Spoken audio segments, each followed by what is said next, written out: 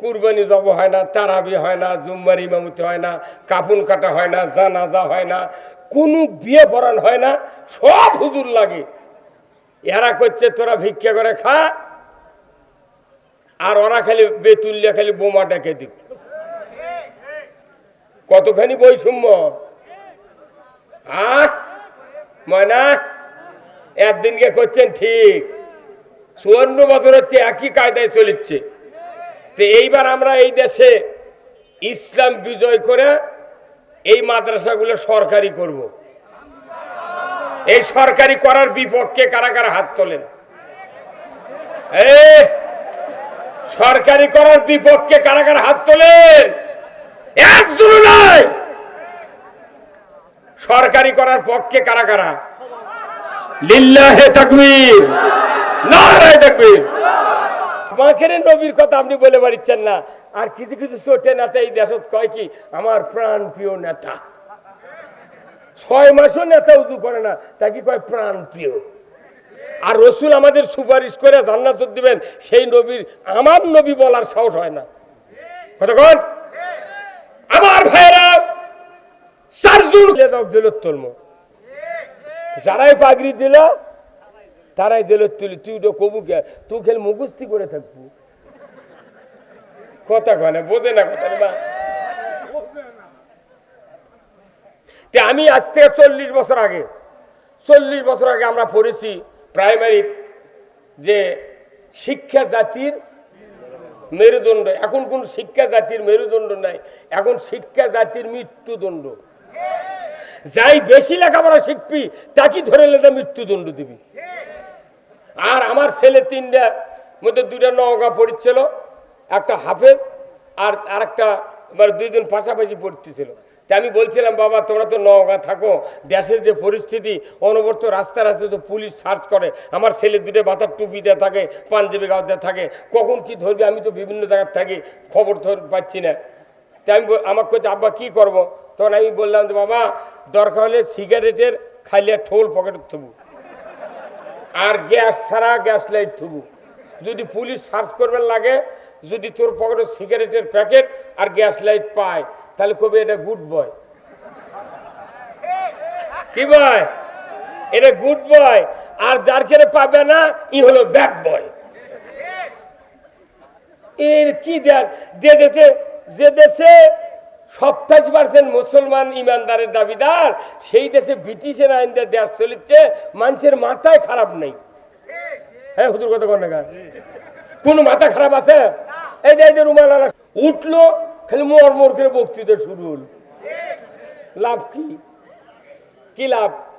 তাহলে আপনি বলেন বাংলাদেশের পুরো ইউনিয়ন পরিষদ 4,500-এর উপর, একটা কোরআন শরীফ নেই। সরকার তথ্য কেন্দ্র দিচ্ছে, আপনি যাবেন নিবন্ধন করবেন, না হলে নিচের পক্ষে 50 টাকা লাগবে। এখন বেনান বেশি করছে, কত? 150। আচ্ছা নিবন্ধন করে ওই হচ্ছে ওর জন্ম তারিখ ইচ্ছা মতো একটা করে দিবি, তাই জন্য 150। তাও ওর কাছে ফর্ম লেখা আবার উপজেলার দেওয়া লাগবে। ওই 15 দিন দৌড়ে দৌড়ে মরিচ্ছি, ওই সোল জন্ম দিয়ে বিপদত পড়ে গেছে।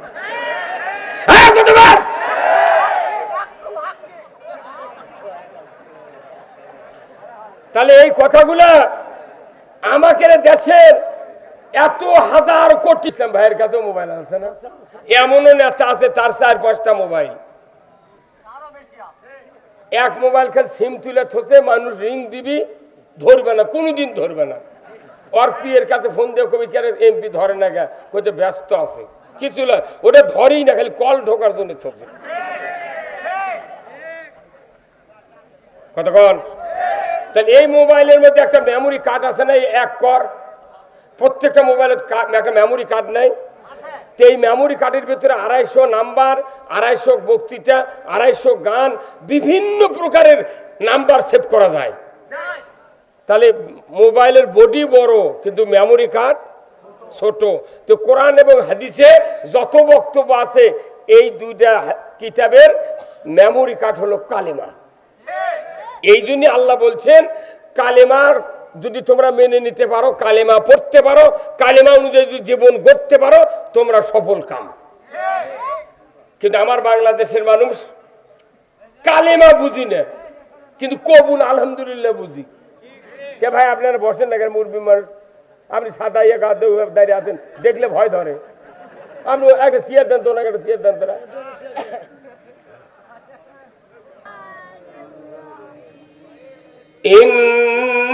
ইন্নাল্লাহা ওয়া মালাইকাতাহু ইউসাল্লুনা আলান নবী ইয়া আইয়ুহাল্লাযীনা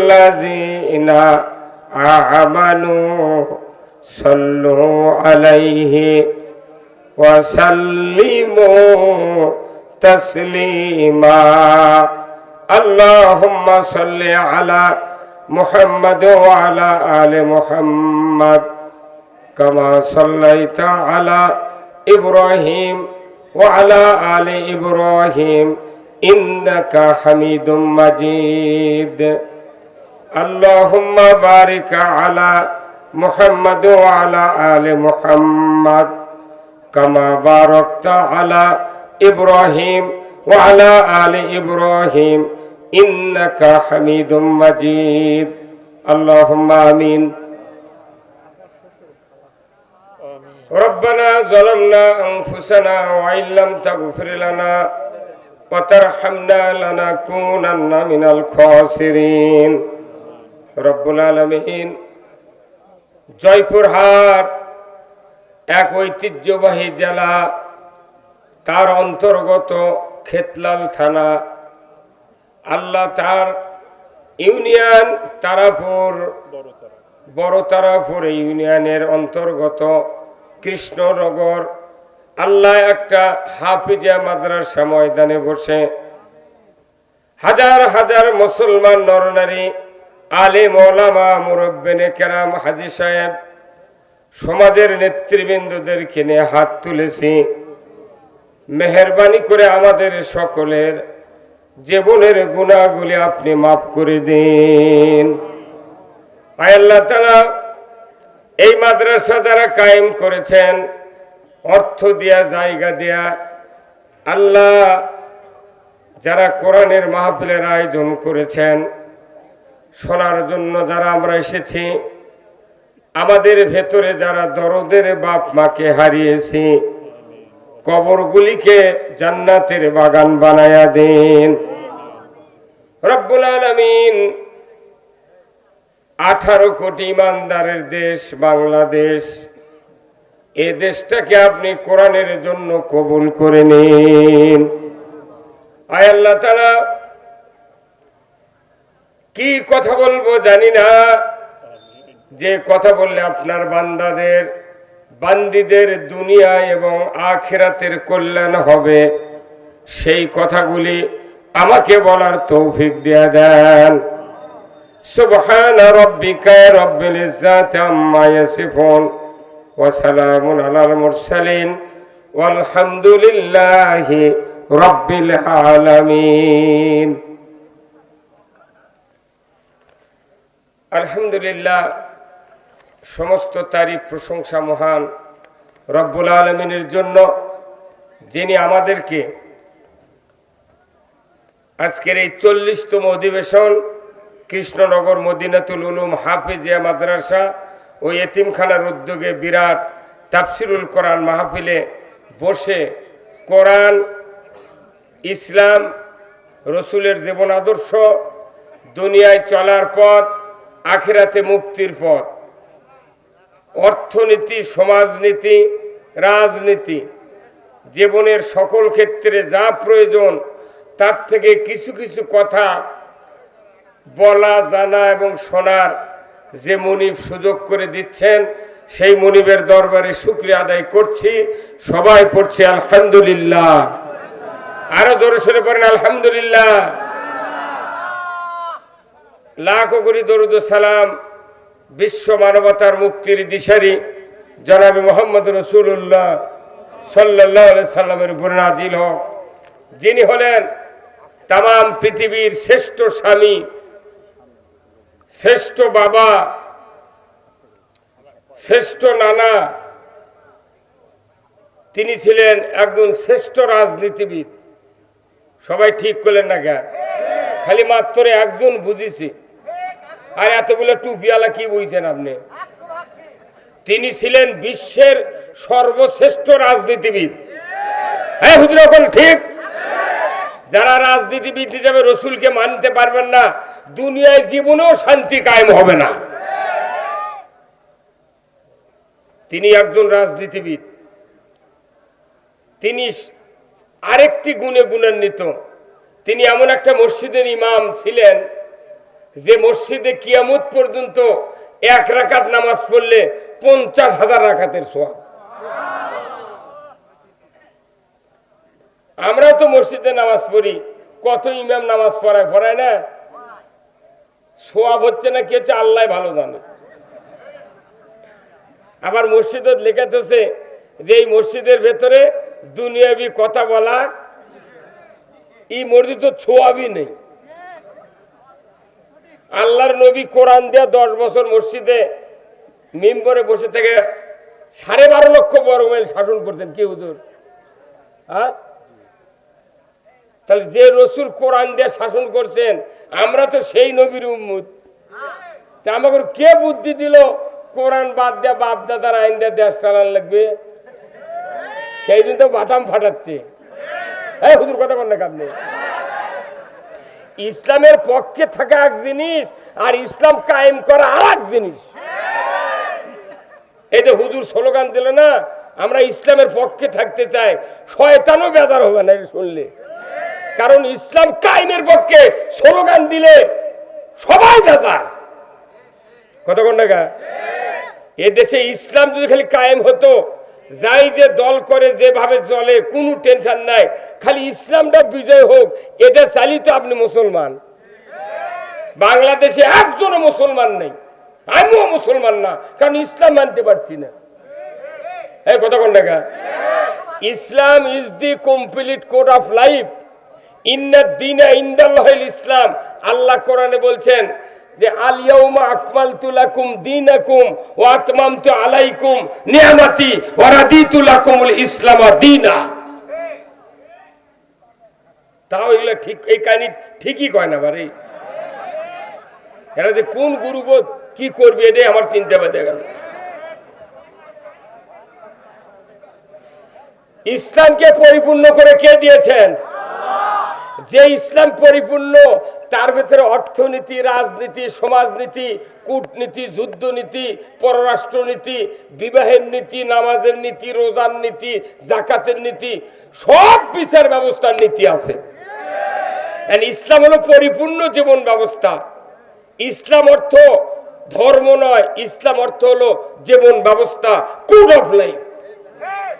এই জীবন ব্যবস্থা পৃথিবীতে যদি কায়েম হয়, দুনিয়ার হিন্দু, মুসলিম, বৌদ্ধ, খ্রিস্টান কারোর কোনো সমস্যা হবে না।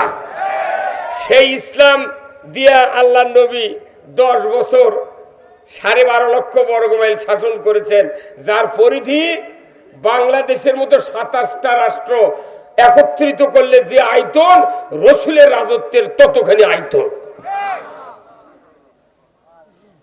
এই রাজ্যের শাসক ছিলেন রসুল, আর এই রসুলের ইমামতিতে মসজিদে নববীতে 10 বছর আল্লাহ রসুল ইমামতি করছেন। ওনার হুজরাখানাত যারা হজ করেছেন, ভাই হজ করছেন নাকি? তাহলে রসুলের রওজার থেকে মেম্বার পর্যন্ত 32 ফিট জায়গা। এই হুজরাখানার থেকে আয়েশা সিদ্দিকার ঘর থেকে উনি মেম্বরে গেছেন হাঁটে হাঁটে। যে রাস্তাতে উনি হেঁটে গেছেন, সরকার হেঁটে গেছে মিম্বরে খুতবা দেওয়ার জন্য। আল্লাহু আকবার কোন। সেই 32 ফিট জায়গা আল্লাহ তাআলা রসুলের পদাচারণের কারণে রিয়াজুল জান্নায় পরিণত করে দিয়েছে। আর আমাদের দেশের প্রধানমন্ত্রী, এমপি যখন রাষ্ট্রপতিরা আসে, লাল গালিচা বাইরে দেয়, শয়তান তখন কয় জায়গায় শোয়ার জায়গা বাজি। হ্যাঁ কথা বলে গেল। সরকার ইমামতি করছে মসজিদে, আর আমাদের দেশের মসজিদের ইমাম যদি মিম্বর দাঁড়াবে চায়, কত চাকরি শেষ। ইমামকে তুই মিম্বর দাঁড়াবো, ইমাম খালি ভিক্ষা করবি আর খাবি, কতক্ষণ টাকা? আমরা যে ভিক্ষা করার জন্যই লাগিয়েছি। তো বড় বড় মসজিদে নামাজ হয় বাংলাদেশে, শুক্রবার দিন নামাজ হচ্ছে, সেই ইমাম পাগড়ি যেরকম, জুব্বা সেই রকম, আতর সেই রকম, সব টোন টাইপ। সালাম ফেরানোর পর মাইক দিয়ে লাউড স্পিকার দিয়ে বলিচ্ছে, ডান দিকে কৌটো আছে, কৌটো, কোটো কয় না, ওরা কি কয়? কৌটো। মেহরবানি করে কৌটো ছাড়বেন। নামাজ পড়ে মানুষের আস্থা করলে কোয়া বাদ দিয়ে কৌটোর কথা কোয়া লেগেছে। 87% যে দেশে ইমানদার, যে দেশে শতকরা 87% ইমানদার, সেই দেশে নামাজত ভিক্ষা, মসজিদত ভিক্ষা, মাদ্রাসাত ভিক্ষা। এতরে কথা। এই মাদ্রাসাগুলো চলতিছে খালি মানুষের দানের উপরে। তাহলে এই মাদ্রাসা যারা পড়ে, মাদ্রাসা যারা করে, কমিটির লোক আছে, এনারা কি সরকারও ট্যাক্স দেয় না? এটি যারা পড়ে তারা কি ট্যাক্স দেয় না? প্রাইমারিতে ছাত্ররা পড়ে, ওরকের বাপেরা কি সরকার ট্যাক্স দেয় না? তো ওরাও ট্যাক্স দেয়, এরাও দেয়। তো ওরকের প্রাইমারি সরকার বেতন দেয়, আর এটি ভিক্ষে করে চালান লাগবে মানে? হ্যাঁ, কথা বলেন আপনি। যদি ভিক্ষা করে চালানি লাগে তাহলে প্রাইমারি মাস্টাররা বেতন পাচ্ছে ভালো, এই মাদ্রাসার হুজুররা 2 বছর চালালো ভিক্ষা করে, আবার সরকার প্রাইমারি বেতন এরকম দিবি, ওরা আবার ভিক্ষা করে চালাক, তালি বোঝা দেবে এরা সমান সমান। কথা কন না আপনি।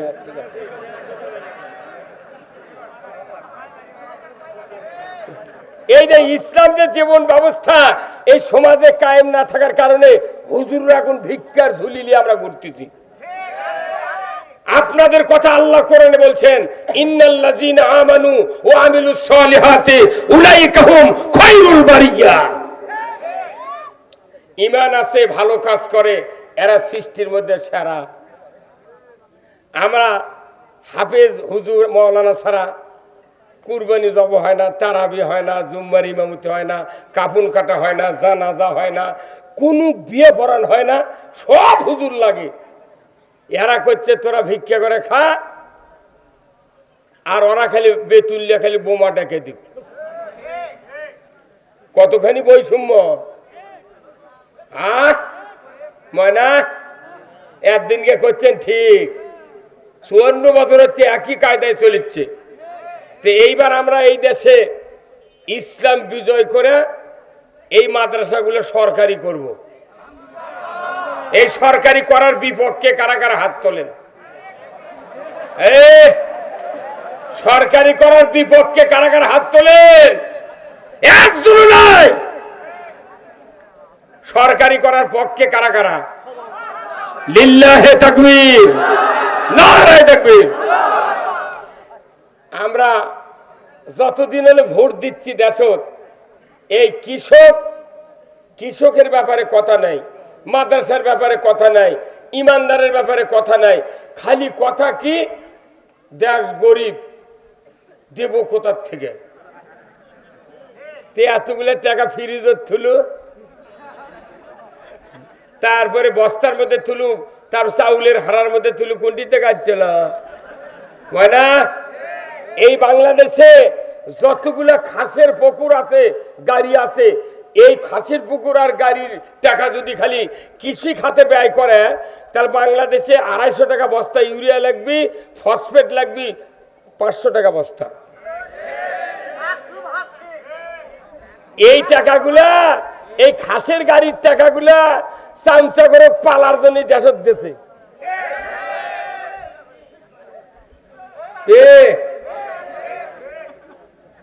ব্রিটিশ সরকার ভালো আছিল, গরিব মানুষের মাছ মারার জায়গা নেই, ধনী মানুষের পুকুর আছে, ওই খাসের জায়গা জাল খাওয়া দিয়া আত্মীয় ভাত পাট করে দিয়েছে, কথা ঠিক কিনা? আজকে খাসের জায়গার ভারত কলা লাগানোর গাছ বুদ্ধি নাই, ঘুঁটে শুকানোর বুদ্ধি নাই, খের পালা দেওয়ার বুদ্ধি নেই। তাহলে আপনি খালি নামাজ রোজা হজ জাকাত আর মাদ্রাসার বক্তৃতা দিয়ে এই পৃথিবী ভালো হবে না। পৃথিবী ভালো করতে গেলে কোরআনের সব কথা বলতে হবে। কি হ্যাঁ, এই যে আপনাকে এইদিক ধান কাটা দেখলাম, এই এদের কি কয় কালায়ের ওই দিক দেখলাম ধান কাটিছে, কাটেনি? পুনুট মোলামের এই ধান কাটছে। কৃষি কাজে যে ধান কাটতে যে টাকা খরচ হয়, আর লাগানোর থেকে কান্দা কাটা, নিরেন, সার দেওয়া, কোন তো বড় বড় যারা মন্ত্রী এমপি এরা কি জীবনে ধানের আবাদ করে? তাহলে ওরা খায় কি? এখন ওরা তো কৃষকের আলু খাচ্ছে, কৃষকের ভাত খাচ্ছে। তাহলে তুই এর কেড়ে চাউলের ভাত খা, তুই সংসদে তুই কৃষকের সারের দাম কমালু না, তুই কীটনাশকের দাম কমালু না, এমএস্টারের দাম কমালু না, তুই কোনো কাম করলু না, তুই করলু কি?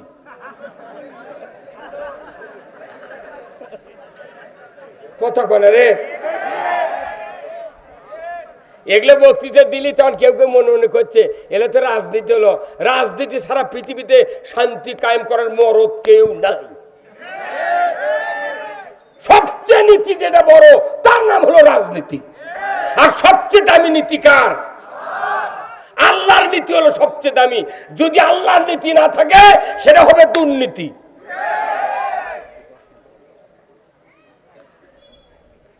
আজকের এই কোরআনের মাহফিলে সম্মানিত সভাপতি আলহাজ মাওলানা মোহাম্মদ রুহুল আমিন, আমার মিতা মুফাসসির হানাইল নোমানিয়া কামিল মাদ্রাসা জয়পুরহাট, আল্লাহ ভাইজানকে দ্বীনের জন্য কবুল করুক, বলুন আমিন। ইনি 82 সনে জন্মেছে, 81 জন্ম তারিখ ওনার, আর আমি 1976 সনে দাখিল। তাহলে আমার দাখিলের কয় বছর পর হচ্ছে? তাহলে বোঝেন, হ্যাঁ 76। যে মনের গুনাহ মাফ করার মালিক কে? আল্লাহ। তে ইনি এমন একটা মাদ্রাসা, এই বগুড়া পুরো উত্তরবঙ্গের মধ্যে একটা আলিয়া মাদ্রাসার হানাইলের নাম শুনলে কামেল পাস করলে তাই 14 জগ পানি খায়। কথা বল না, সেই মাদ্রাসার মুফাসসির, আল্লাহ ওনাকে দীর্ঘ হায়াত দান করুক, বলুন আমিন। আজকের মাহফিলের সম্মানিত প্রধান অতিথি জনাব মোহাম্মদ নুরুল ইসলাম, চেয়ারম্যান 2 নম্বর বড়তারা ইউনিয়ন পরিষদ, খেতলাল, জয়পুরহাট, আল্লাহ ভাইজানকে উমারের মতো যোগ্যতা দিক, বলুন আমিন। আজকের মাহফিলের বিশেষ মেহমান হযরত মাওলানা মোহাম্মদ আব্দুল্লাহ আল মামুন, MA ডাবল, প্রতিষ্ঠাতা ও পরিচালক দারুন নাজাত মহিলা মাদ্রাসা, রহমাননগর, বগুড়া, আল্লাহ ভাইজানকে দ্বীনের জন্য কবুল করুক, বলুন আমিন।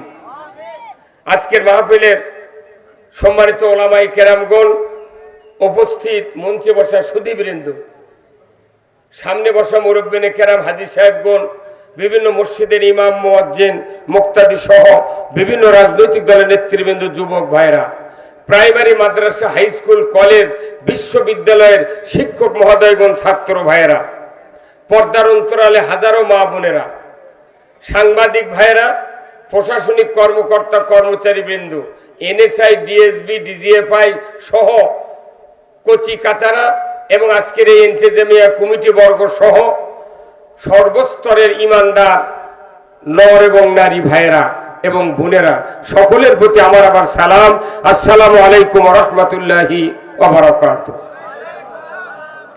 কেমন আছেন আপনারা? আছি আলহামদুলিল্লাহ। এই যে মাদ্রাসা এখানে দাঁড় হয়ে আছে, এই মাদ্রাসার বয়স কত দেখেছেন? কত? 40তম অধিবেশন। তাহলে প্রথমবার থেকে এই 40 বছর হচ্ছে মাদ্রাসার বয়স। এই মাদ্রাসা 40 বছর। খালি কি এই এক মাদ্রাসা? এই বাংলাদেশে 90,000 মাদ্রাসা আছে। কত হাজার? 90,000 মাদ্রাসা। 90,000 মাদ্রাসার মধ্যে সবচেয়ে বড় মাদ্রাসা হলো হাটহাজারী। হাটহাজারীতে যে মাদ্রাসা আছে, দাওরা মাদ্রাসা, দাওরা হাদিস পর্যন্ত, এই মাদ্রাসাত কমপক্ষে 72,000 কপি কোরআন আছে, এত ছাত্র। তারপরে দ্বিতীয় হলো ঢাকা লালবাগ, লালবাগ মাদ্রাসাত কমপক্ষে 35,000 কপি কোরআন আছে ঢাকা লালবাগে। বগুড়া জামিল মাদ্রাসা আছে একটা, কমপক্ষে 22,000 কপি কোরআন আছে। পোষা সাপার আছে বিশাল মাদ্রাসা, ওখানে না হলে যা দেখবেন 15,000 এইরকম কোরআন আছে। এরপরে চরমোনাই ফয়জুল হকের যে মাদ্রাসা আছে সেখানেও যা দেখেন না হলে 10,000 কপি কোরআন আছে। এরপরে বাংলাদেশে 90,000 যে আরো মাদ্রাসা আছে, এমন কোন মাদ্রাসা হাফেজি তারপরে দাওরা এবং কওমি যত মাদ্রাসা আছে না হলেও 30-40 কপি করে কোরআন আছে। হ্যাঁ, কথা কোন লেখা।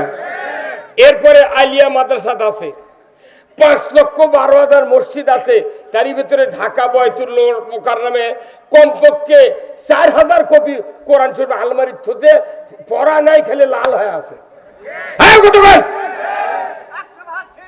তারপরে 5,12,000 মসজিদ, যেই মসজিদ গতবারে নির্মাণ হতে সেই মসজিদে না হলে 5টা কোরআন আছে। আপনারা একটু ফিডব্যাক দিবেন, বাড়ি কথা বলে শান্তি পাবো। এমনও গ্রাম আছে যে বাড়ির 4টে ছেলে 4টে বেটার বউ আর একটা শাশুড়ি, তাহলে কয়জন হলো? এই 5 জন বিয়ে করে যেদিন নিয়ে যাচ্ছে বাপের বাড়িতে এক জেল কোরআন নিয়ে যাচ্ছে। তাহলে যে বাড়ির 5টা কোরআন শরীফ, ওই গ্রামে 100টা যদি বাড়ি থাকে তাহলে 500, 68,000 গ্রাম বাংলাদেশে, তাহলে কত কোটি কোরআন, কত ঘনেরই। 460টা উপজেলা, 269টা পৌরসভা, 4,500 ইউনিয়ন। একটা ইউনিয়ন বোর্ডের জীবনে কোরআন শরীফ খুঁজে পাবেন না।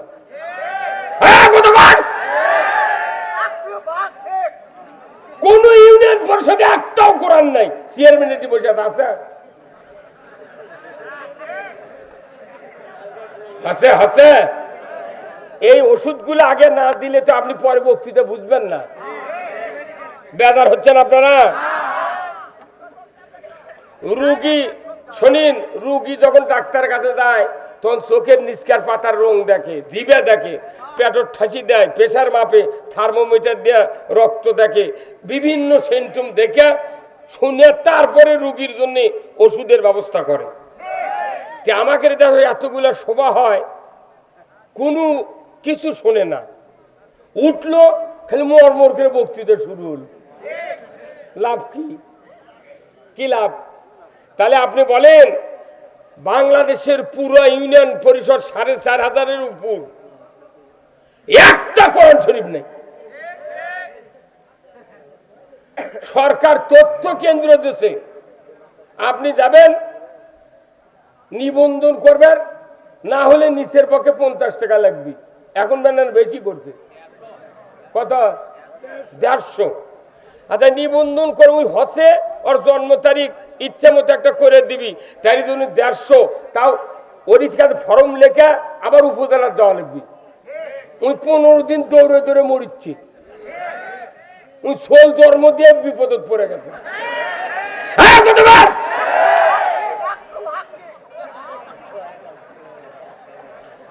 তাহলে এই কথাগুলা আমাকে দেশের এত হাজার কোটি কোটি কোরআন থাকার পরেও, আমার দেশে এত নামাজি থাকার পরেও, এত রোজাদার থাকার পরেও, এত শিক্ষিত লোক থাকার পরেও আমরা ইসলামের সুমহান জীবন ব্যবস্থা থেকে কোন রকমের সুযোগ সুবিধা আমরা পাচ্ছি না। তাহলে এই ইসলাম আমাদের দেশ থেকে লাভ কি?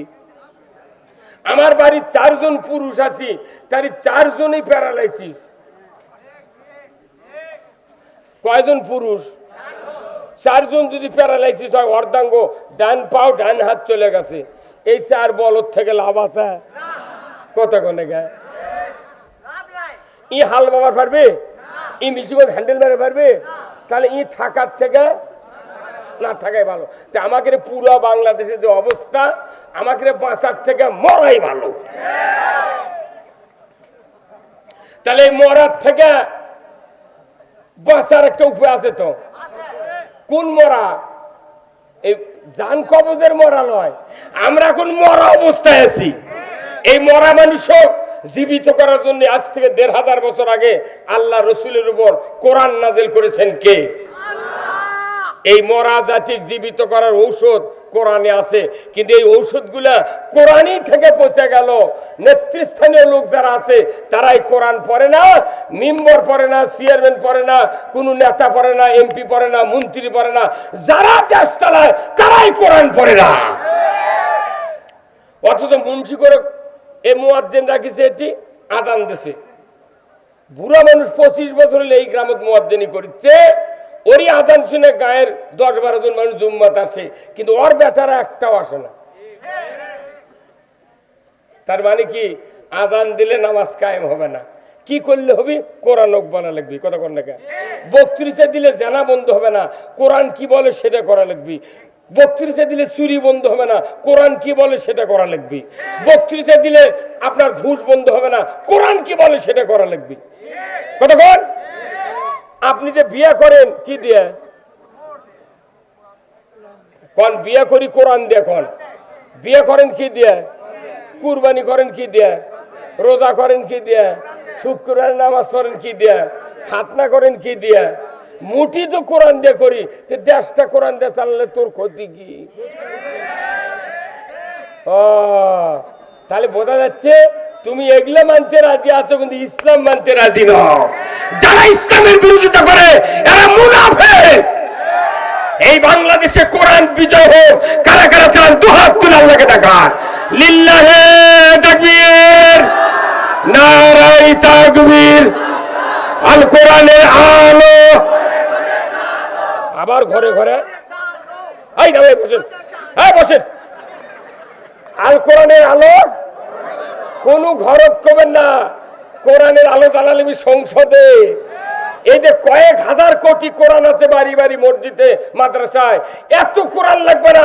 একটা কোরআন আল্লাহর বান্দারা যদি সংসদে নিয়ে দিতে পারেন, বাংলাদেশ শান্তির আঁকড়া হয়ে যাবে। এই জন্য কোরআন জ্বালাতে হবে কোথায়? সংসদে। মানে আসল জায়গাত কোরআন না থিয়া কোরআন থেকে ঘরের মধ্যে ভারত লাভ হবে না। আমার ভাইরা, আজ থেকে ১৫০০ বছর আগে আল্লাহর নবী কোরআন পেলেন। কোরআনের ভিতরে আল্লাহ তাআলা নবীজিকে দাওয়াত দেওয়ার জন্য আয়াত নাযিল করে দিলেন। আল্লাহ বলে দিলেন, রাসূল দাওয়াত দাও। ইয়া আইয়ুহান নাস কুলু লা ইলাহা ইল্লাল্লাহ তুফলিহুন। হে মানুষ সকল, তোমরা যদি মুক্তি পেতে চাও, নাজাত পেতে চাও, সমস্যার থেকে বাঁচতে চাও, তাহলে তোমরা কালেমা পড়ে নাও, লা ইলাহা ইল্লাল্লাহু মুহাম্মাদুর রাসূলুল্লাহ। এই কালেমাই হলো মূল মন্ত্র।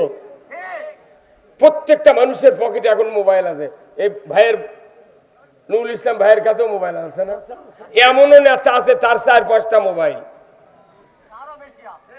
এক মোবাইল খেলে সিম তুলে থসে, মানুষ রিং দিবি, ধরবে না, কোনোদিন ধরবে না। ওর পিয়ের কাছে ফোন দিয়ে কবি কে এমপি ধরে না, গা কইতে ব্যস্ত আছে, কিছু না, ওটা ধরেই না, খালি কল ঢোকার জন্য থসে। কতক্ষণ?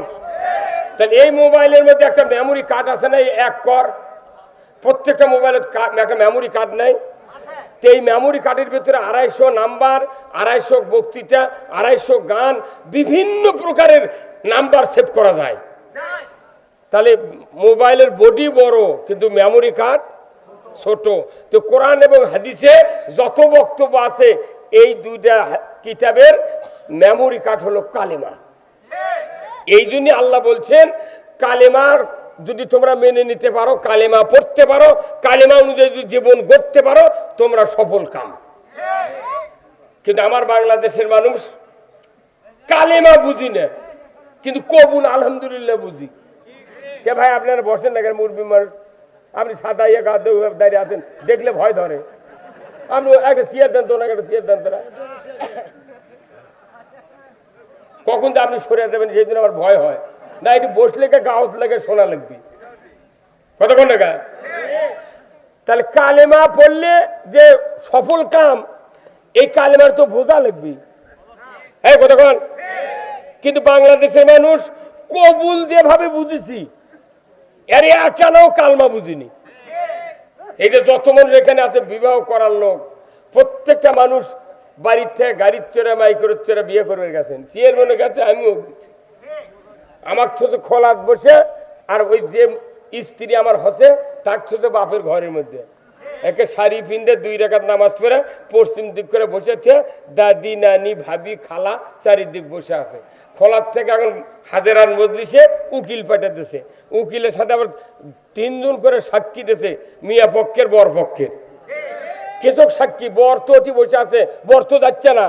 এখন মিয়া কবুল আলহামদুলিল্লাহ বললো নাকি এটা প্রমাণের জন্য সাথে সাক্ষী পাঠাচ্ছে।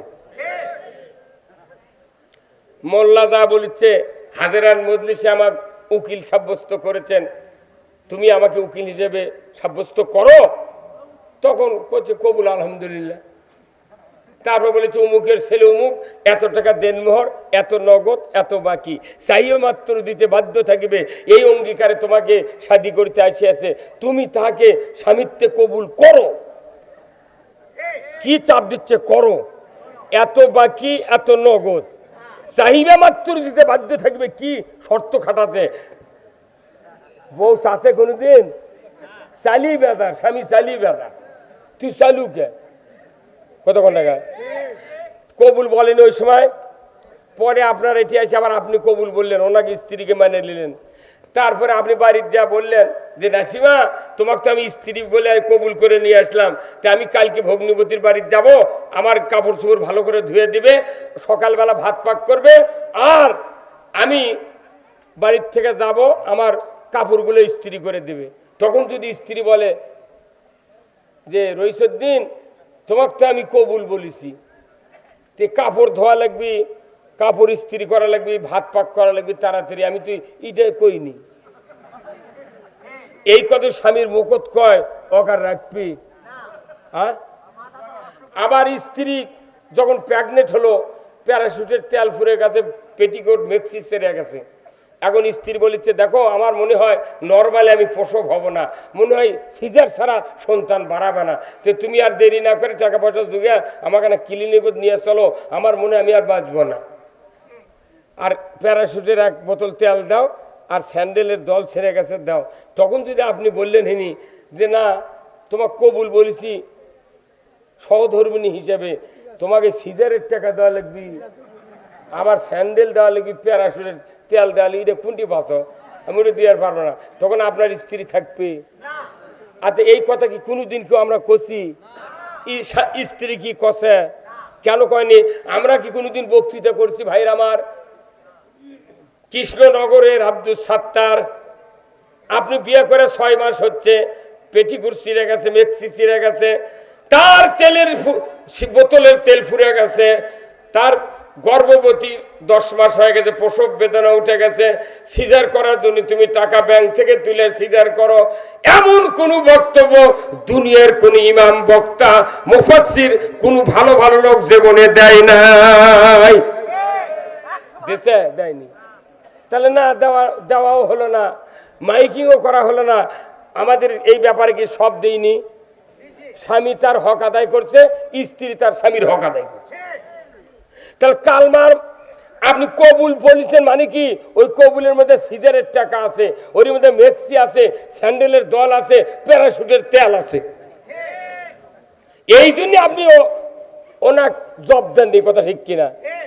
স্ত্রীও বুঝে পারছে এই কবুলের মধ্যে ভাত পাক করা, কাপড় ধোয়া সব আছে, সেই জন্য উনিও কোনো প্রতিবাদ দেয়নি। তাহলে আপনি কবুল বলে সব দিলেন, দেখিলেন ভাত খাবেন কি কাজ?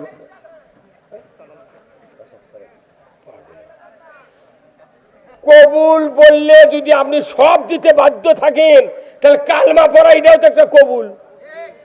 আপনি কালেমা পড়েছেন কতদিন আগে, 60 বছর আগে, আপনাকে এখনো জুম্মার নামাজ 5 ওয়াক্ত পড়েন না, 5 ওয়াক্ত নামাজ পড়েন না, সুদ বাদ দেন না, পর্দা করেন না, গোয়েন্দাগিরি বাদ দেননি, চুরি করা বাদ দেননি, ঘুষ খাওয়া বাদ দেননি, কিস্তি লওয়া বন্ধ করেননি, তাহলে কবুল বললে সব দেওয়া লাগে, আর কালেমা বললে এগুলো সব করা লাগবে আর বাদ দেওয়া লাগবে। এই বক্তৃতা কতদিন দেওয়ার? হ্যাঁ, কথা কর। একটা মূর্খ মানুষ যদি কবুল কয় ওই মউত পর্যন্ত, ওর আগে যদি বউ মরে যায় তাও বউয়ের কাপড়ের কাপড় কিনে। কার টাকা দেয়? ওই স্বামীর টাকা দেয়।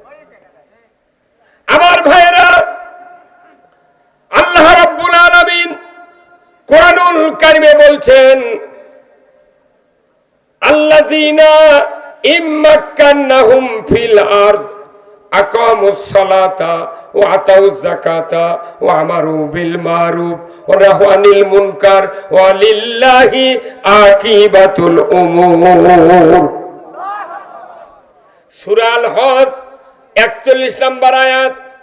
আল্লাহ তাআলা বলেছেন, যদি মুসলমান তোমরা কোনো ভূখণ্ডের শাসনভার হাতে পাও, প্রধানমন্ত্রী হও, তুমি যদি রাষ্ট্রপতি হও, সরকার হও, প্রেসিডেন্ট হও, ক্ষমতা যদি পাও, আমার আল্লাহ বলেছেন তুমি 4টা আইন চালু করবে। কয় আইন? 1 নাম্বার নামাজ কায়েম করবে, জোরে কর আল্লাহু আকবার। 2 নাম্বার যাকাত আদায় করবে। 3 নাম্বার ন্যায়ের আদেশ করবে। 4র্থ নাম্বার অন্যায়ের বারণ করবে। এই 4টা আইন যদি পৃথিবীর জমিনে কেউ কায়েম করে, আমার আল্লাহ বলেছেন ওয়ালিল্লাহি আকিবাতুল উমুর, আমার পক্ষ থেকে বড় ধরনের একটা আদেশ তোমাদেরকে দিয়ে দিলাম। সরকারের উপর আদেশ কার? আল্লাহ দিচ্ছে সরকারক আদেশ, তোর নামাজ কায়েম করা লাগবে, যাকাত আদায় করা লাগবে, অন্যায় বন্ধ করা লাগবে, ন্যায় চালু করা লাগবে। আল্লাহ দিচ্ছে সরকারক দায়িত্ব। সেই দায়িত্ব এখন আমরা হুজুররা ঘাড়ত পারে নিয়ে 60 বছর বক্তৃতার পর 61 বছর আমাকে ফাঁসি দিয়ে মেরে ফেল দিচ্ছে। কথা কর না গা? হাই রে পাগললে, এই দেশে যাকাত যদি 5 বছর আদায় করা হয়, একটা ভিক্ষা চাওয়ার লোক থাকবে না। এই দেশে যদি অন্যায় বন্ধ করা হয়, বাংলাদেশে একটা অন্যায় থাকবে না। এই দেশে সরকার বলে আগে হাফেজ হতে হবে, তারপরে অনার্স পাস করবে, তোমাকে প্রাইমারি চাকরি দেবো, বিএ পাস করলে হাই স্কুলে দেবো, এমএ পাস করলে হাই স্কুলে হেডমাস্টার বানাবো, এমএসসি বিএসসি, তুমি যদি অনার্স পাস করে আবার মাস্টার ডিগ্রি ডক্টরেট করো, কলেজের প্রফেসর বানাবো, কিন্তু তোমাকে শিখতে হবে আগে কোরআন জ্ঞান। তাহলে এগুলা মাদ্রাসা হুজুরা দরজাত খিল দিয়ে লাঠি দিয়া ভেতরে না কোরআন পড়ার লাগলো। তাছাড়া মানুষ করলে হুজুর কবাট খোলো, আমার বেটা হাফেজ না হলে মাদ্রাসা প্রাইমারি চাকরি পাবে না কি হুজুর? কিন্তু এখন মাদ্রাসা পড়ছে, এই যে সুন্দর কয়জন এক পাগড়ি দেওয়া হলো? 3 জন। এই যে চেয়ারম্যান সাহেব থাকলেন, আমি থাকলাম, ভাই থাকলেন, আপনারা অনেক লোক থাকলেন। এই 3টে ছেলের যখন পাগড়ি দিলাম, অবশ্যই আপনাকে মনে মনে হচ্ছে আল্লাহ ইনকে একটা সোল যদি আমার ঘরত হইল হয়নি, মনে মনে না আফসোস হয়নি? হ্যাঁ, তাহলে কত আবেগ নিয়ে আমরা পাগড়ি দিলাম, আমরা সবাই মান্য দিলাম। এই ছাত্র মিশর আল আজহার বিশ্ববিদ্যালয়তে ডক্টরেট করে আসলো, মদিনা ভার্সিটি থেকে আসলো, কুষ্টিয়া বিশ্ববিদ্যালয় থেকে আসলো। আসার পরে যে কোরআন মুখস্থ করে পাগড়ি দেওয়া হলো, ওই কোরআনের সঠিক কথা যখন বলবি তখন আমরাই ধরে নিয়ে যাও জেলত তুলব। যারাই পাগড়ি দিল তারাই জেলত তুলি। তুই তো কবু কে, তুই খেল মুখস্থি করে থাকবো। কথা কয় বোঝে না কথা না। আমি আজ থেকে 40 বছর আগে আমরা পড়েছি প্রাইমারি যে শিক্ষা জাতির মেরুদণ্ড। এখন কোন শিক্ষা জাতির মেরুদণ্ড নাই, এখন শিক্ষা জাতির মৃত্যুদণ্ড। যাই বেশি লেখাপড়া শিখবি তাকে ধরে লেখা মৃত্যুদণ্ড দিবি। আর আমার ছেলে 3টা মধ্যে 2টা নওগাঁ পড়ছিল, একটা হাফেজ আর আরেকটা 2 জন পাশাপাশি পড়তেছিল। আমি বলছিলাম বাবা তোমরা তো নওগাঁ থাকো, দেশের যে পরিস্থিতি অনবরত রাস্তায় তো পুলিশ সার্চ করে, আমার ছেলে 2টা মাথার টুপি দেওয়া থাকে, পাঞ্জাবি গাও দেওয়া থাকে, কখন কি ধরবে আমি তো বিভিন্ন জায়গায় থাকি, খবর পাচ্ছি না। তাই আমি আমাকে কইতে আব্বা কি করব? তখন আমি বললাম যে বাবা দরকার হলে সিগারেটের খাইলে ঠোল পকেটে থুবু, আর গ্যাস ছাড়া গ্যাস লাইট থুবু। যদি পুলিশ সার্চ করবে লাগে, যদি তোর পকেটে সিগারেটের প্যাকেট আর গ্যাস লাইট পায় তাহলে কবে এটা গুড বয়। কি বয়? এটা গুড বয়। আর যার খেলে পাবে না ই হলো ব্যাড বয়। এর কি দেন যে দেশে 27% মুসলমান ইমানদারের দাবিদার, সেই দেশে ব্রিটিশের আইন দিয়ে দেশ চলিচ্ছে, মানুষের মাথায় খারাপ নেই।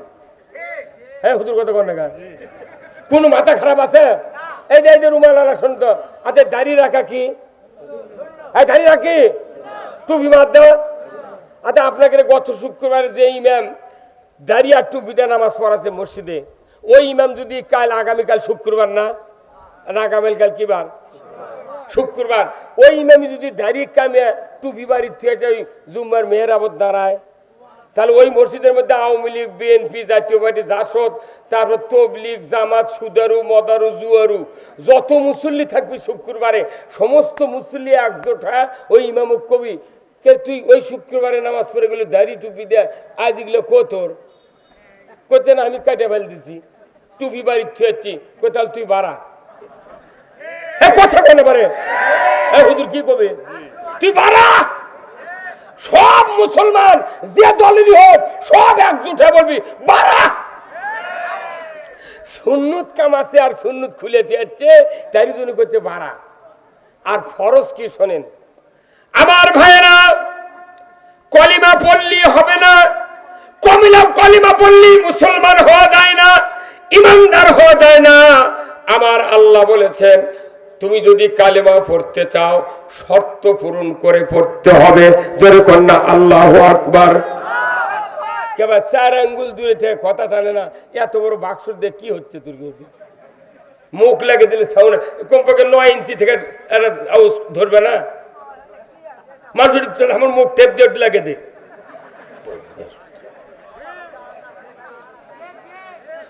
ভাইরা আমার, দিলের কান দিয়ে শুনুন, আমার কথাগুলি বুঝতে পারবেন। বাড়িতে গিয়ে যখন বালিশে কাল্লা দেবেন, যুক্তিবাদী বলে গেল কি? আমি আপনাদেরকে বলতে চাই কালিমা পড়ে মুসলমান হওয়া যায়, ঈমান আনা যায়, কিন্তু আল্লাহ বলেছেন খবরদার একটা শর্ত পূরণ না করা পর্যন্ত ঈমান আনা কোনো প্রয়োজন নাই। কয়টা শর্ত? একটা শর্ত যারা পূরণ করতে পারবা তারা তোমরা ঈমান আনো। আল্লাহ রসুলের সাহাবী যারা ছিলেন তারা একটা শর্ত পূরণ করে আল্লাহর কালেমা তেলাওয়াত করেছিলেন, রসুলের উপর ঈমান এনেছিলেন।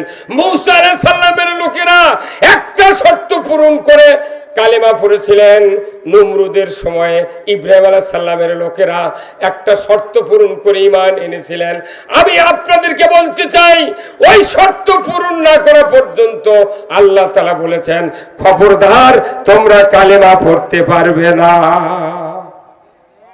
কামেল মাদ্রাসার মুফাসসির বসে আছে, যদি ভুল হয় এখন লাউড স্পিকারটা নিয়ে নিবি। কোরআন শরীফ তো সগলি পড়ে, কিন্তু ওর মধ্যে ঢুকিছে কি? কতক্ষণ টাকা ভাইরা আবার ঢাকা শহর অনেকেই নাম শুনেছেন, ঢাকা শহর অনেকেই নাম শুনেছেন, বগুড়া শুনেছেন, জয়পুরহাট শুনেছেন। জয়পুরহাট জেলার যারা গেছেন পাঁচ মাথার কথা বললেই সাথে সাথে আপনি পাঁচ মাথা চোখের সামনে ভাইচা ওঠে।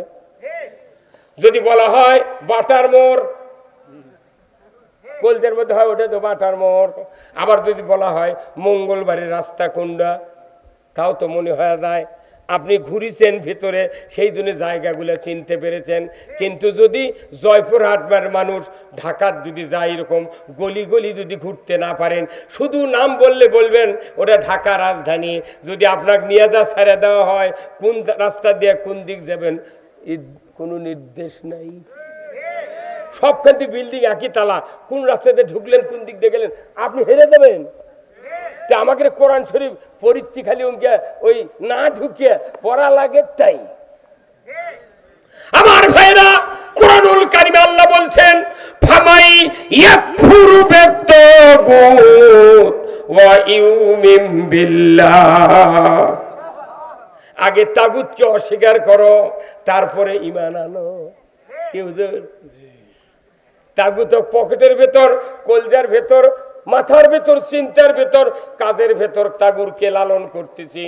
আর মসজিদ আল্লাহু আকবার মানে জিবরাইল সাদিছে 26 বছর আল্লাহর নবীর সাহাবী যিনি হচ্ছিলেন উমর ফারুক 26 বছর পর্যন্ত কাফের ছিল। 26 বছর পর্যন্ত, 26 বছর পর তাগুত অস্বীকার করে নবীর হাতে কালমা পড়ছে। সেই দিন থেকে আল্লাহ রসুল 10 বছর মসজিদে নববীতে কোরআনের বক্তৃতা শুনছেন। 10 বছরের বক্তৃতার পর রসুল দুনিয়াতে বিদায় হয়েছেন। আবু বকর সিদ্দিক প্রধানমন্ত্রী আছেন, উনি ওফাতের পর হযরত উমর আমিরুল মুমিনিন হয়েছেন। নবী জীবদ্দশায় বলছেন যে লা বাদা নবিয়া, আমার পরে কোনো নবী আসবে না। যদি নবুয়ত দেওয়া হতো, আল্লাহ যদি কাউকে নবুয়ত দিতেন, উমর ফারুককে নবুয়ত দিতেন। আল্লাহু আকবার। তার ইমানের কত শক্তি ছিল। 40 দিন রাস্তা দিয়ে হেঁটে যায়, একদিন গেছে হেঁটে, 40 দিন শয়তান ওই রাস্তা যায়নি। আর আমাকে দেশের নেতারা রাস্তা দিয়ে গেলে শয়তান উঠি ভিজলে বেড়ে সয়, উঠবো না, তুই কুমিন দে যা বুঝা। কতক্ষণ? তাহলে আগে তাগুতকে অস্বীকার করা লাগবে। এখন তাগুত কি? আল্লাহ রাব্বুল আলামিন তাগুতের ব্যাপারে অনেক কথা বলেছেন কোরআনুল কারিমে। তাগুত শব্দের অর্থ হলো আল্লাহকে আইনদাতা, বিধানদাতা, রিজিকদাতা হিসাবে আল্লাহর যে বিধান আছে এই বিধান না মানে নিজেরাই বিধান তৈরি করে সমাজ চালায়, দেশ চালায়, মানুষকে শাসন করে। এই শক্তিগুলো হলো তাগুত। তাগুতি শক্তি ছিল ফেরাউন, তাগুতি শক্তি ছিল নমরুদ, তাগুতি শক্তি ছিল আবু জাহেল। পৃথিবীর বড় বড় রাজত্ব যারা চালিয়েছিল তারা ছিল রাজা, তারা ছিল হলো আপনার তাগুত। এই তাগুত শক্তি পৃথিবীর জমিনে যত জায়গায় কায়েম ছিল তত জায়গায় আল্লাহ নবী রাসূল প্রেরণ করেছেন শুধু তাগুতকে অস্বীকার করার জন্য। কিন্তু আমরা বাংলাদেশে 87% ইমানদার, কিন্তু তাগুতকে আমরা বাদ দিবার পারিনি। কালমা পরে জিকির করে মানে কোল বালু ফাটিয়ে ফেলে দিচ্ছি। বাপরে কি করারি, হাই হুই আহ। আগে তাগুতকে অস্বীকার করতে হবে, তবে আমি ইমান আনবো। ধরে ঠিক কিনা? আমাদের দেশে স্বাধীনের পর থেকে কোন হিন্দু প্রধানমন্ত্রী হচ্ছে? সব মুসলমানের দাবিদার, কিন্তু নামাজ কায়েম, যাকাত চালু, সুদ বন্ধ করছে, কিছুই হয়নি। খালি নামে মুসলমান, কাম হলো ব্রিটিশ। কথা কোন না, নামে মুসলমান, কামে ব্রিটিশ তাগুত। তাহলে আপনি এইভাবে যা কবরের মধ্যে কি করবেন? কবরের ভেতর যে কয়টা প্রশ্ন হবে সব রাজনৈতিক প্রশ্ন। মান রব্বুকা, তোমার রব কে ছিল? আমরা আলমে আরওয়ায় বলে এসেছি কলু বালা আলাস্তু বিরাব্বিকুম, হে বান্দা, হে রূহগুলি, বলো তো তোমাদের রব কে? আমি কি তোমাদের রব নই? আল্লাহ জিজ্ঞাসা করছেন আলাস্তু বিরাব্বিকুম, আমি কি তোমাদের রব নই? তখন আমরা সবাই বলেছিলাম কলু বালা, হ্যাঁ আপনি আমাদের রব। তো রবক স্বীকার করে আছে এই পৃথিবীতে রবের আইন না মানে অন্য আইন মানে কবর। যতই জিব্রাইলে যদি জানাজা করে কবর হয়, আর বাটাম না ফাটে থুবে না। আর তার মধ্যে আবার সারা জীবন নামাজ পড়ে না, খালি শুক্রবার করে পড়ে। তাই কি আবার কবরত নামে দিয়ে ইনকে কাজ করে থুচ্ছি, পশ্চিম দিয়ে মুখ করে ধরে একদিন সিমিটের ঢালাই দিয়ে থয়, সারা জীবন নামাজ পড়ে না। সিমিটের যদি ঢালাই দিয়ে থয়, খোয়া দেয়, রড দিয়ে, ওই ঢালাই উল্টে পূব দিক করবে আল্লাহ। আজকে এখানে যতগুলো মুরব্বী আছেন কলজা থাকতে কন্ত 2-1 মুরব্বী ছাড়া প্রায় মানুষের বেটারা বেনামাজি। কি বহু বক্তার বেটা গাঁজা খায়, অথচ নামের আগে লেগেছে আল্লামা। মায়না এই নামাজ যদি বাংলাদেশে কায়েম করতে না পারেন, আমাদের ইমান নিয়ে বাঁচা ব্যর্থ। কি হুজুর? তো এই বাংলাদেশে এত মসজিদ, এত মাদ্রাসা, কোন নামাজ কায়েমের কথা কেউ কয় না। এগুলার কাম বাদে নেই, মৌলবী মোহতামিম আর হাফেজ আর বক্তার কাম বাদে নেই নামাজ কায়েম করা। নামাজ কায়েম করার দায়িত্ব আল্লাহ দিয়েছেন সরকারকে। আপনার ছেলেকে যদি, আপনার সন্তানকে যদি নামাজি বানাতে চান, সব আমল বাদ দিয়া নামাজ কায়েমের সরকার কায়েম করতে হবে। হ্যাঁ, তাহলে কোরআন কি আজ নাযিল হচ্ছে? তো এতদিন করনি কে এগুলো কথা? এগুলো কথা কলি কই তুমি রাজনীতি করে না, এটা আল্লাহর কথা। কার কথা? সূরা আল হজের 41 নম্বর আয়াতে যদি নামাজ কায়েম হয়ে যায়, আল্লাহ তাআলা কোরআনে বলছেন ইন্নাস সালাতা তানহা আনিল ফাহশাই ওয়াল মুনকার, নামাজি মানুষকে ফায়সা অশ্লীল কাজের থেকে বিরত রাখতে পারে।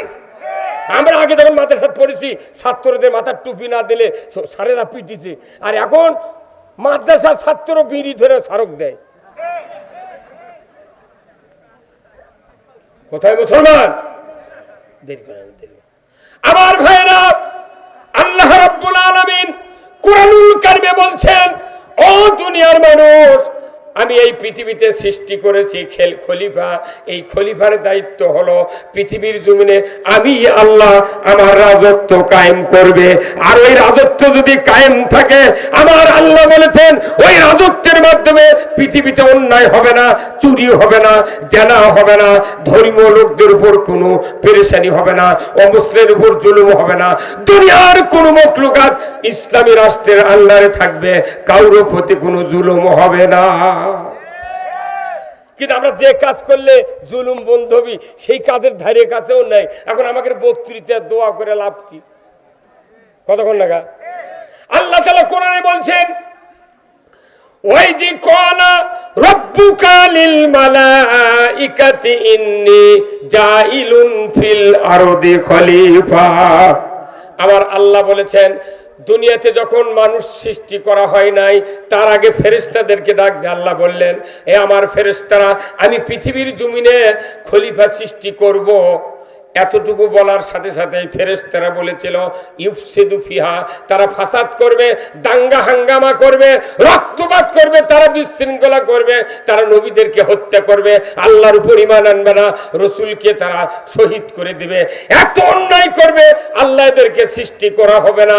আল্লাহ তাআলা রাগ করে বলেছেন, ইন্নী আলামু মা লা তা'লামুন, আমি আল্লাহ যা জানি তোমরা তা জানো না।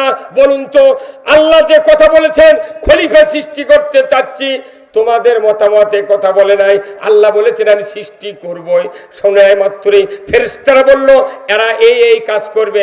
বলুন তো, ওই কথা যে ফেরেশতা বলবে এটা কি আল্লাহ আগে জানতেন না?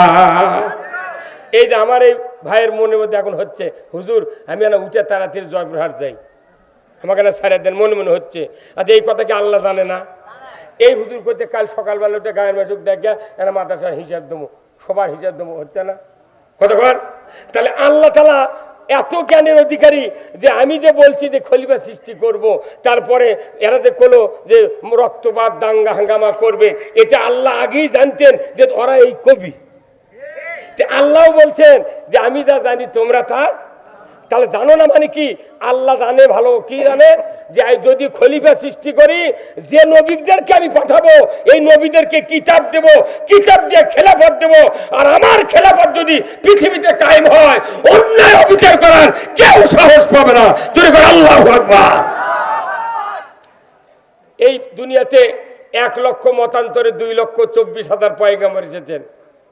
বলুন তো, কোন নবীর উম্মতের ভেতরে 4 জন খলিফা ছিলেন? হ্যাঁ, কোন আমাকে নবীর ওই নাম করতে বহু মানুষ পারিচ্ছে না। কোন আমাকে নবীর 4 জন খলিফা ছিলেন। আল্লাহু আকবার। আমাকে নবীর কথা আপনি বলে পারিচ্ছেন না। আর কিছু কিছু ছোটে নেতা এই দেশত কয় কি আমার প্রাণ প্রিয় নেতা, 6 মাসও নেতা উজু করে না, তাকে কয় প্রাণ প্রিয়। আর রসুল আমাদের সুপারিশ করে জান্নাত দিবেন, সেই নবীর আমার নবী বলার সাহস হয় না। কতক্ষণ? আমার ভাইরা, 4 জন খলিফা ছিলেন। 1 লক্ষ মতান্তরে 2,24,000 পয়গম্বরের উপরে 104 খানা কিতাব পাঠালেন কে? প্রথম আদম আলাইহিস সালামের কাছে সহিফা আসলো। 1000 বছর উনি দুনিয়াতে বাঁচলেন। আস্তে আস্তে সহিফা আসতে আসতে 104 খানার ভেতরে প্রধান কয়খানা? তারই ভেতর প্রধান কয়টা? তার নাম কি? এই কোরআন দিয়ে আমার আপনার নবী খলিফা দেওয়া হলো, সৃষ্টি করা হলো, তারপরে 40 বছর পর কোরআন দিয়া খেলাফত দিলেন।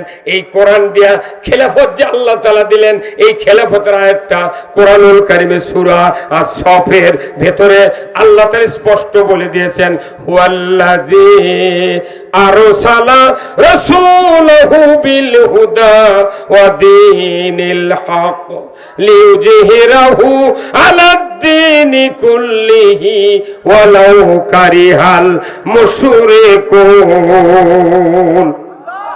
আমার আল্লাহ বলেছেন, হে নবী, আমি সেই সত্য তার রসুলকে প্রেরণ করেছি সত্য হাদায়াত দেয়া, জীবন ব্যবস্থা দেয়া। আপনি পৃথিবীর জমিনে গিয়ে আমি আল্লাহ আমার আইনকে বিজয়ী করবেন, আর মানুষের তৈরি করা মতবাদ আইনগুলি আপনি উৎখাত করবেন। এই জন্য আপনাকে নবুয়ত দিয়েছি, আর এই কোরআন দেয়া খেলাফত দিলেন আমার আল্লাহ রসুলকে। জোরে কোন আল্লাহু আকবার। যিনি খলিফা হলেন আল্লাহর তরফ থেকে কোরআন দিয়ে খেলাফত দিলেন। আস্তে আস্তে কোরআন নাজিল হতে হতে এক পর্যায়ে আল্লাহ তাআলা একটা আয়াত নাজিল করে দিলেন। যারা হাফেজ সাহেব আছেন, যারা রেগুলার কোরআন পড়েন, আমি আয়াতটা বললে আপনাদের মনে হয়ে যাবে। আল্লাহ কোরআনে বললেন, ওমা খালাকতুল জিন্না ওয়াল ইনসা ইল্লা লিয়াবুদুন। আমি মানুষ এবং জিনকে সৃষ্টি করেছি আমার ইবাদতের জন্য। জোরে কোন আল্লাহু আকবার।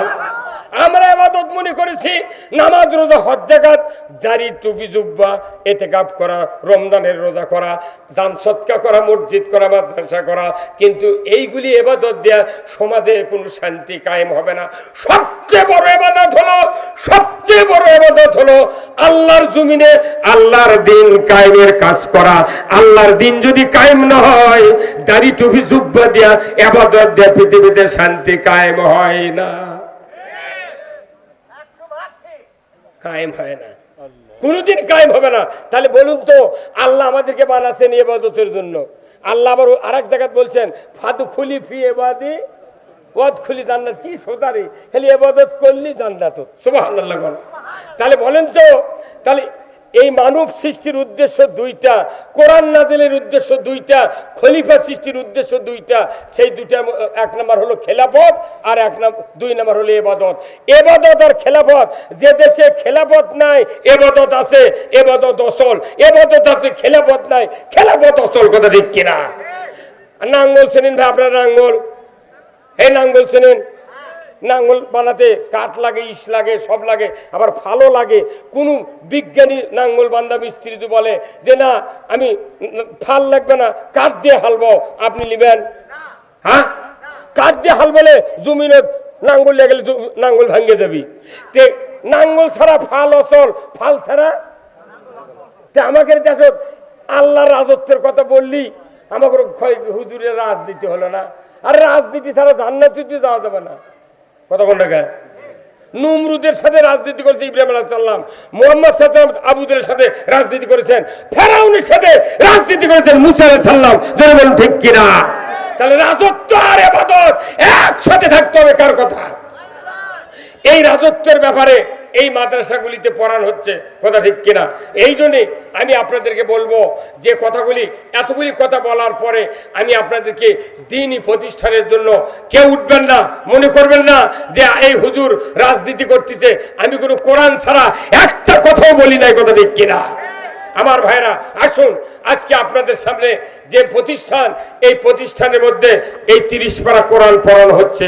আমি অনুরোধ করব, এই সমাজে নামাজ কায়েম হোক। এটা কি আপনারা চান? আপনারা কি চান? তাহলে এই নামাজ কায়েমের ব্যাপারে সব কথা কোরআনে আছে, সুদ হারামের ব্যাপারে সব কথা আছে, জেনা বন্ধ করার সব কথা আছে। আসুন না, এই মাদ্রাসার থেকে যে ছাত্র তৈরি হবে তাদেরকে যদি আমরা প্রোডাকশন দিয়ে বড় বড় আলেম বানাতে পারি, ইনশাআল্লাহ এ দেশে আল্লাহর আইন কায়েম হবে। জরুরি ঠিক কিনা? ভাই ওঠেন, কেন ওঠেন?